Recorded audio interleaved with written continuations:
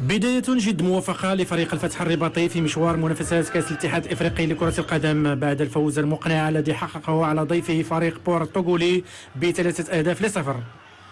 فرغم غياب 4 من أبرز لاعبيه إلا أن فريق الفتح الرباطي ظهر بمستوى جيد واندفع منذ البداية نحو مرمى الخصم في محاولة لتسجيل هدف السبق، وأثمرت محاولته عن هدف أول في الدقيقة 19 عن طريق الهداف مراد بطنة بعد استغلال خطأ في الدفاع فريق الخصم.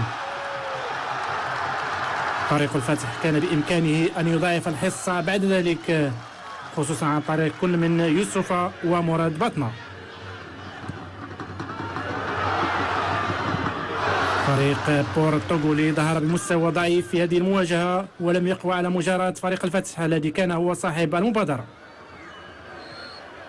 لتنتهي الجولة الأولى بتقدم فريق الفتح الرباطي ب1-0.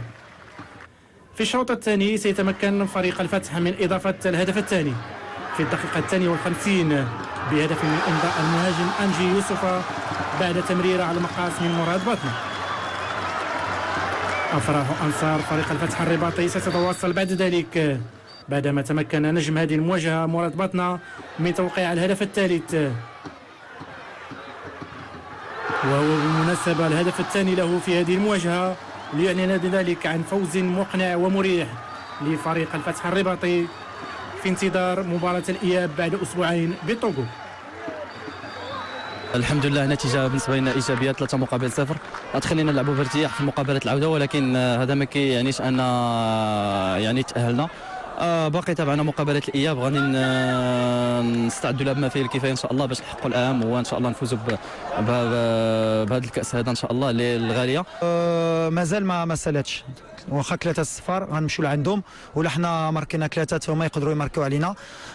غنوجدوا ديك الماتش، دابا غنفكروا على بركان، مازال ما سالات، حنا غير في لا ميتون رابحين 3، وملي غنمشيو للطوغو نساليو لا دوزيام ميتون ان شاء الله. Bon, le match de retour, bon, l'adversaire est un peu au-dessus de nous. Et ça, il faut le reconnaître. Ils sont un peu au-dessus de nous. Bon, on essaiera, bon, si Dieu le veut, bon, si faut pas nous gagner ici, aller nous gagner chez nous. On va limiter aussi les dégâts là-bas. رغم هذه النتيجة ففريق الفتح مطالب بعدم الاستهانة بالفريق الخصم في مباراة الإياب من أجل حجز بطاقة التأهل للدور القادم.